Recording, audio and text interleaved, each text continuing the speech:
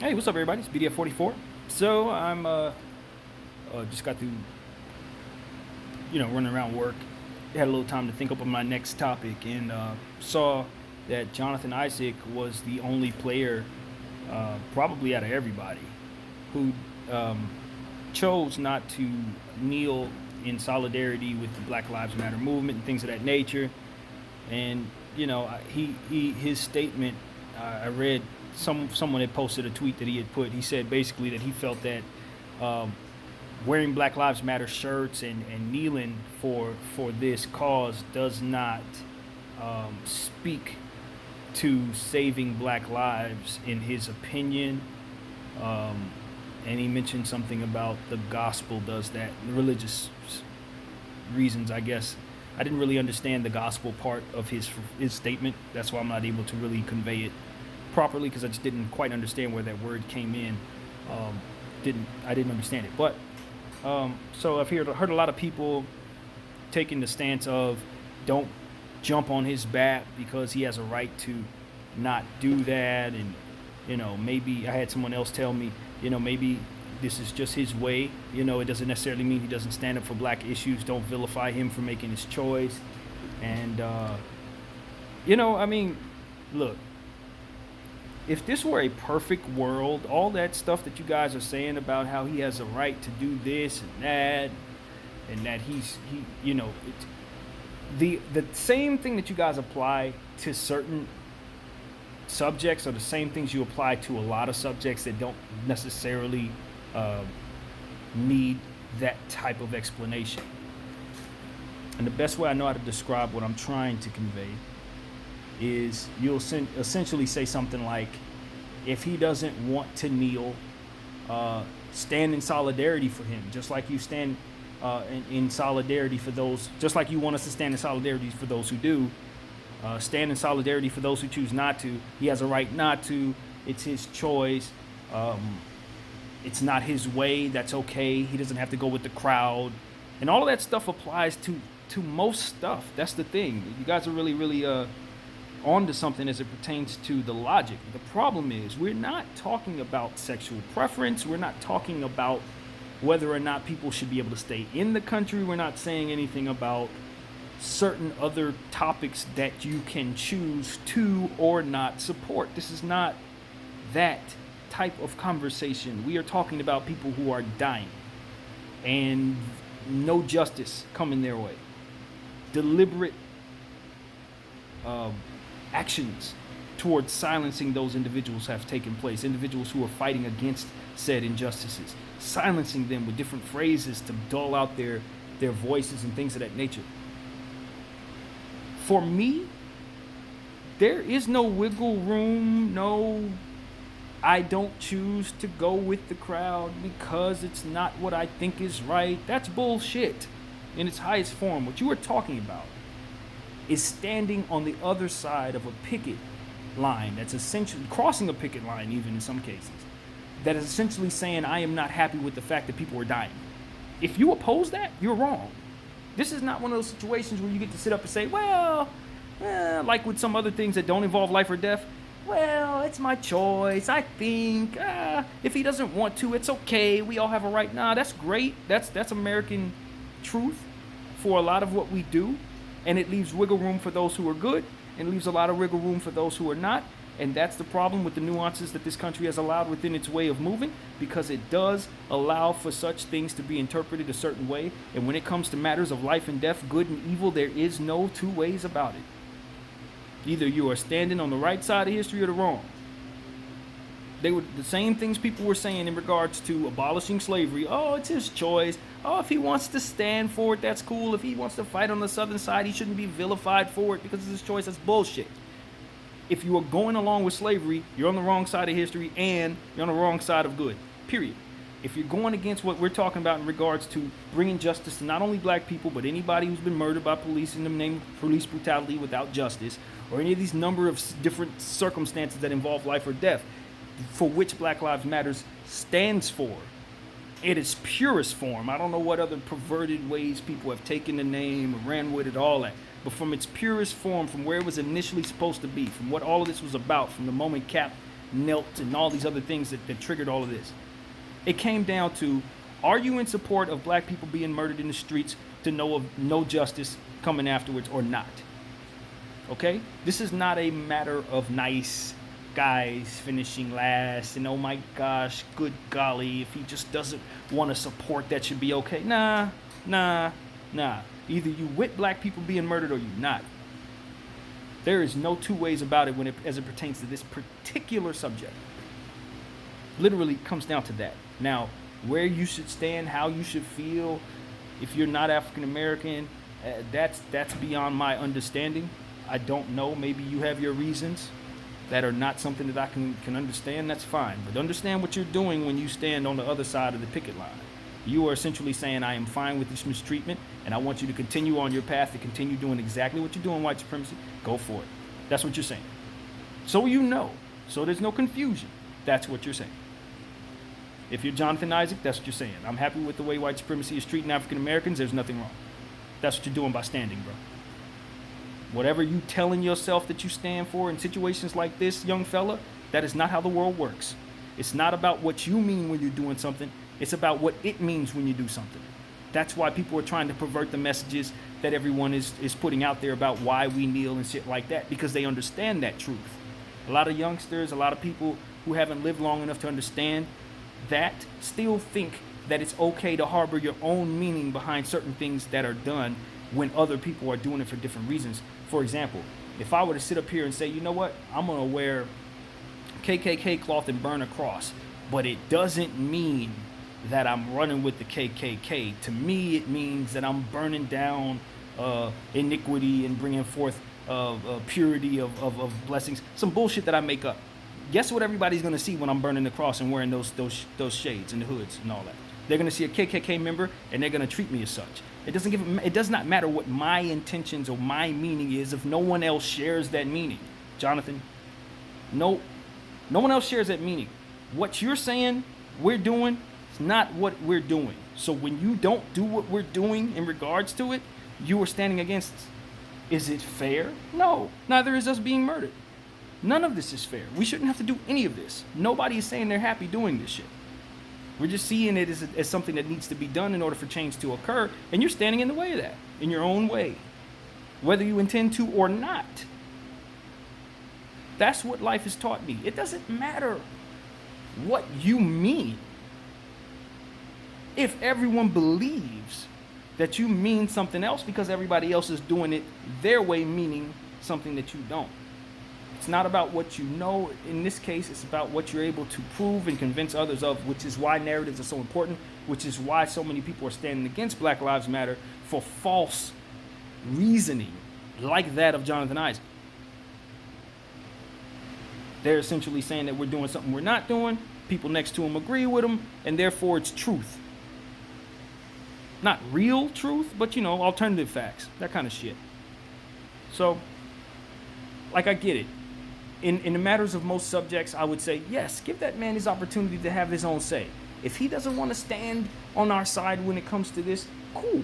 That's his right. It's a free country. We're free people. We're fighting for freedom. He should have the right to be an asshole if he wants to be. But guess what? Just like with COVID-19 and wearing your mask, you are responsible for others. So even if you feel like you don't care, you want to die, you suicidal, you want to not wear your mask because you don't give a shit about your own life, guess what you do by not wearing your mask? You affect others with your sickness if you're in contact with them because of it. You give your sickness to others and end up weaponized, a weaponized agent for COVID, basically. You end up giving COVID to others. That's what that does. And this is a metaphor in life that is very parallel to that. It's very parallel. By standing, you're essentially saying, I don't give a shit about nobody black. All I care about is how I'm perceived by those who would dare oppose Black Lives Matter. That's what your actions are showing us now. Your intentions may be some colorful, beautiful thing, but guess what? Nobody else means that when they say that, so you're not going to be interpreted as that either. Control the narrative, people. Control your own narrative. Control your own narrative. You have to. Because what's happening out there is, as I said, people are perverting people's message. People are saying that people are kneeling and disrespecting the flag. Why? Because you've told us that that's what it is? Because you've concocted this in your brain that if anybody decides to kneel during the national anthem, that they're disgracing the people who fought and died for this country, sometimes fighting on the wrong side of the situation that is right for this country. And see, that's another thing that we've allowed for. If we know that our system has been set up for certain people to fail, we know that our government has often been on the wrong side of right and wrong, good and evil. When you sign up to fight for them, you do understand that sometimes you may be on the wrong side of good and evil when fighting for them. But in this country, the way it works is you salute all, you question none in regards to what I just said. That's a norm that this country has conditioned its people to believe that is morally corrupt. That is a corrupt mindset. That's a corrupt way of doing things. Essentially saying, love the symbols, love the song, support every fight we fight, even when it's corruption that's motivating our actions. Why? Because we're bringing whatever the bacon home is to you. And that selfishness that is in the heart and in the spirit for which this country was built allows for that wrongdoing, because it's able to absorb the fruit of the wrongdoings and the selfishness. Like if you go over there and kill a bunch of Arab people and take all their water, where's the money coming back to? Us, our country. It goes back into our economy. We're happy because it benefits us. We don't give a shit if it's right or wrong.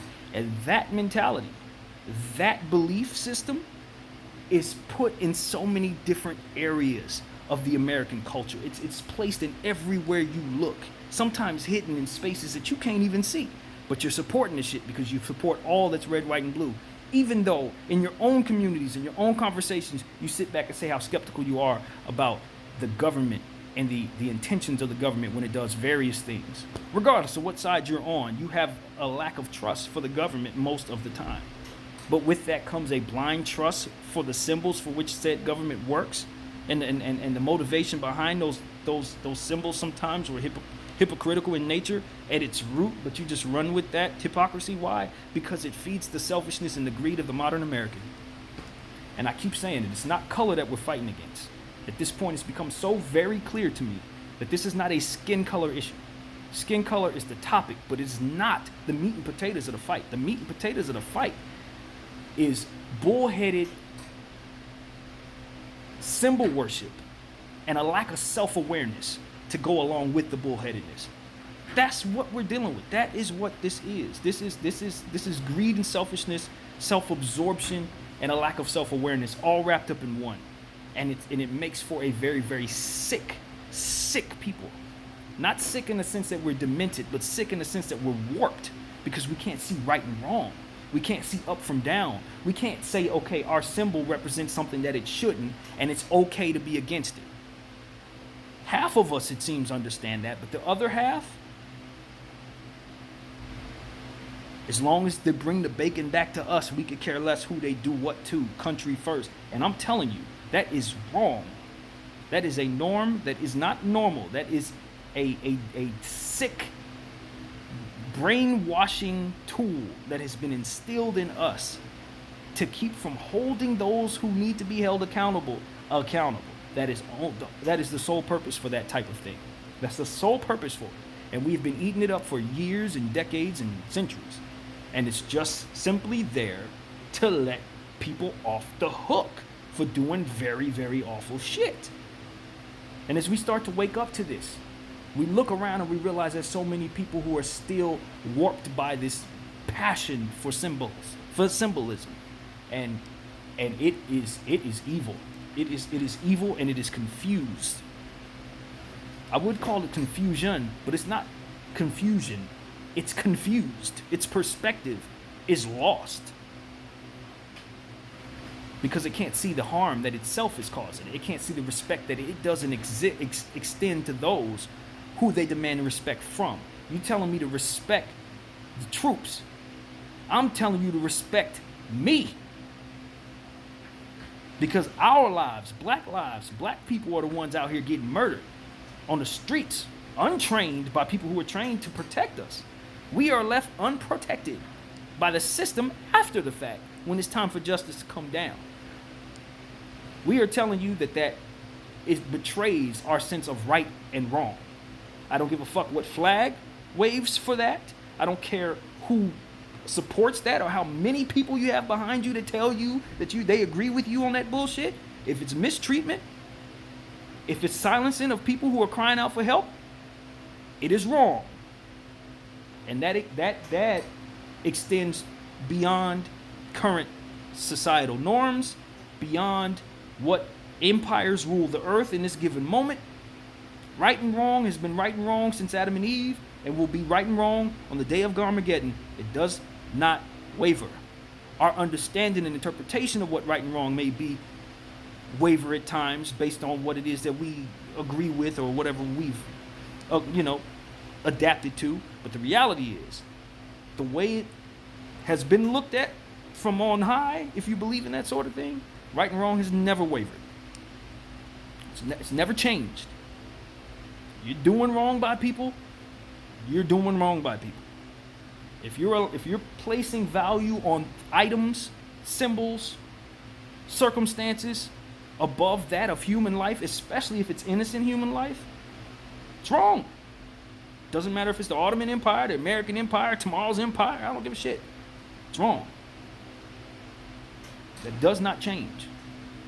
And to a lot of people today, especially in this country right now, they literally can't see that for whatever set of reasons. They cannot see it. They won't allow themselves to see it, or the things that they believe in so deeply allows for certain nuances of good and evil to exist at the same time, with acceptance from the parties that are paying attention and celebrating the symbols or what have you. That is what they've been raised in. It's in the fabrics of their spirits. It's in their DNA. You know what I mean? And it's one of those situations where it's a sickness. It's literally a cancer in our society, keeping us from evolving to the people that we can become. Think about it like this, and I know a lot of people probably won't follow me on this, but think about it like this. If we had a reputation for treating people humanely all over the earth, how much more welcome would we be? How much more welcome would we be if we had a reputation for treating people humanely? Because we don't. Not to say that we haven't treated people humanely at all, but the reputation of such is not there. People in this country, including myself, see this country as an oppressor. People outside of this country, a lot of them see it the same way. And that responsibility to change that viewpoint is on all of us. All of us. Blacks, whites, Hispanics, anybody that considers himself an American, it's upon us to override the structural mind control that these symbols and worshiping of said symbols has done to us.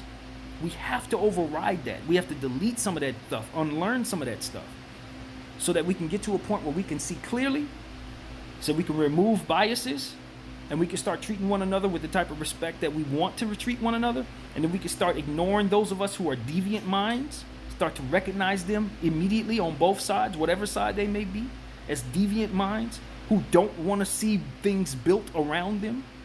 Because goodness is going to build, hatred is going to tear down. Period. Every time. Hatred's going to back you into a corner with just you and your army, and the whole world will be against you. And it's just going to close in on you. It's just a matter of time. That's what hatred does. It forces you into a corner, because ain't nobody going to work with you. Ain't nobody going to want to deal with you. They will manage you to make sure that they can trade with you or what have you, work with you, but then they will go back into their corners. You have no support when the elements close in on you. You have no support. No humanity will come your way because of the lack of humanity that you've shown others for so long when you need it most. That is the karma that comes from this type of action. That's the karma that comes from being this way for over 400 years.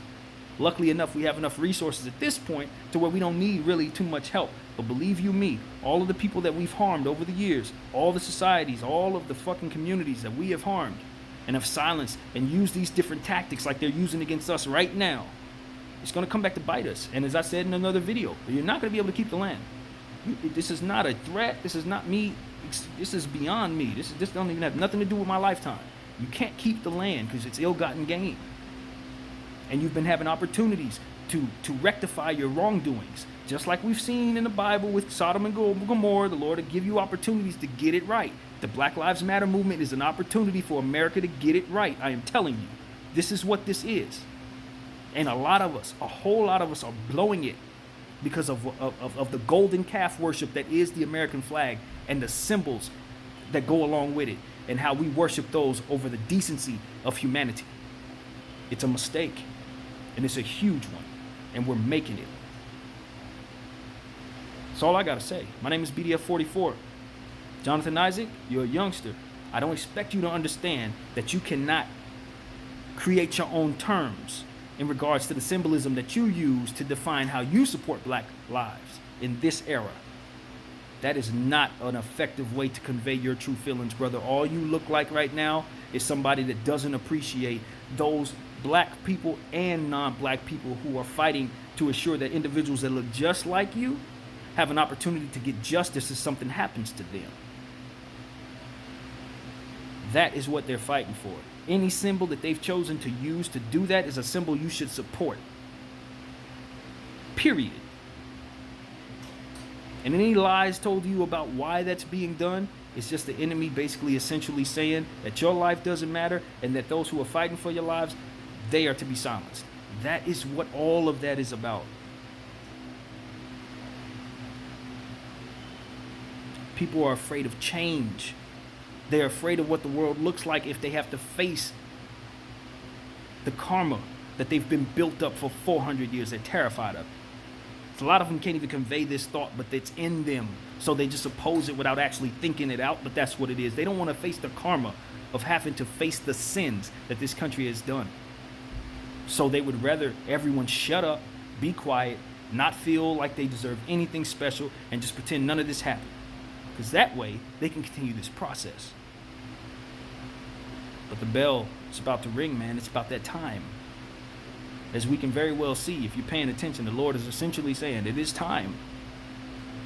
This is your chance to get it right. And you're blowing it. That's all I got, man. My name's BDF44. I'm out.